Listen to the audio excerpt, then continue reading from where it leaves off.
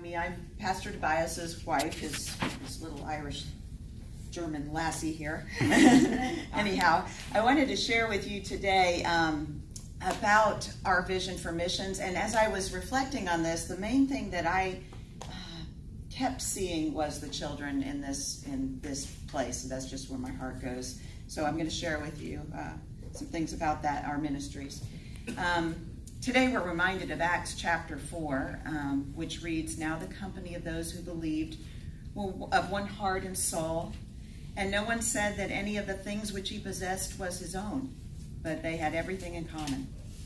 And with great power the apostles gave them testimony to the resurrection of the Lord Jesus, and great grace was upon them all. And there was not a needy person among them, for as many as were possessors of the land or houses sold them, and brought the proceeds of what was sold and laid it at the apostles' feet, and distribution was made to each as any had need." And that is more, as Pastor Johnson shared, more than a stewardship reflection. It goes far deeper than a stewardship reflection because it means that we're one, and that the main accomplishment of God's goal is love. And it also is truth about the care we have for one another as brothers and sisters in the body of Christ. So I wanted to talk first about our outreach ministry to Tarma and Wonkal, and the myriad of schools and beneficencia, if I say it right, for special needs children and for elderly that cannot be cared for in any other way with farm hands that are there. Almost 4 years ago, I was blessed with the opportunity to go to Tarma, and as shared with you the last time that I did a temple talk about two children, Alexandria and Homer. Alexandria, there was a group of children that came up to us at the front of the service when Pastor Peacock was going to preach.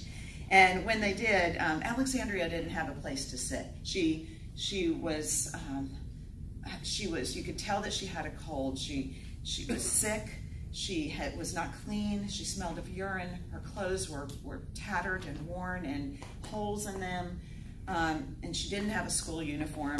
She had a little brother named Homer, and I beckoned for her to come over and to sit on my lap. And as I did, I saw her plaited hair with oils running through them, and just broken in my spirit that she had so little, but she was so happy. Such blessings upon this child to be so happy in the midst of the poverty that she had, that she was stricken by. 2 years later, I was able to go again with our youth group. I was so blessed by seeing our youth get an opportunity to go to Wonkal. I spent a lot of time in Wonkal with the children, with the youth, being able to make adobe bricks, learn how to make them, and see our youth just one after the other, just wanting to go up and get the quarry bricks and bring them down and stomple them into pieces and help build those farm places for the cattle. Well, as we were there, they were able to also witness to the Kingdom Kids, which was the first year of our Kingdom Kids ministry. It was such a beautiful opportunity to see these kids come in after school and be able to be witnessed to. Now that group was maybe, I don't know how many, maybe 30 children or so in the group at that time. And one of the first children to walk in, and the first that I saw when I arrived, was Alexandria and Homer. And oh my goodness, she was in uniform.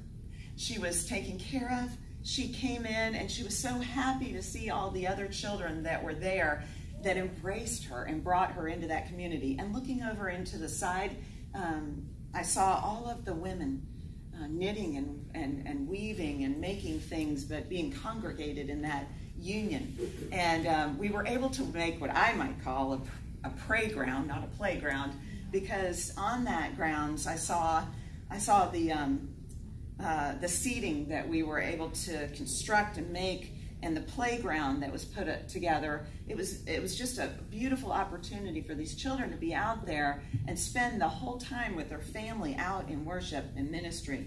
I can't begin to share all of the beautiful ministries that our church offers. If you're not, if you don't get an opportunity to just sign up for VBS camp and be a part of that, I can't tell you how that has grown my heart to study the Word of God and then to share it with children in our VBS ministries. We're going to offer that again twice this summer. To be able to go to Peru, if you're not able to go to Peru, to be able to offer a uniform for a child who will not be able to go to school otherwise, to be able to wrap your faith around these children in some way. Our youth here, they so need you. They so need the opportunity for people to come out and to share the Word of God with them. So in any way that you're able to do that, our quilting ministries, I want to tell you, I've been ministering beautifully to a lady named Peggy. She came out, and when she first came out, I found out from her daughter that she was just coming to play bridge, just be connected to people. And she came out, not for church reasons, but to come out to play bridge. Well, I've been going out and ministering to her in her final days. She's in hospice right now over at the community center. If you're able to see her, she would love that. Every time that I was able to mention her quilters or her bridge players, that is when she stirred. She wouldn't stir for anything else, or she would stir for music. You could see her humming the tune. And then she prayed over all of you. She put her hands with our hands, and she, in her first few days there, prayed over every single one of you. And it was an opportunity to just share the love of God with her. I never knew how much that the music would touch somebody who was in almost a state of death in such a way. But as I played the violin, she was so open to it and so eager to take in the word. And I knew in her heart she's singing those words. So if you have a musical talent and you're able to share it, it doesn't matter. It doesn't matter what it is or how you do it or how well you think you do it.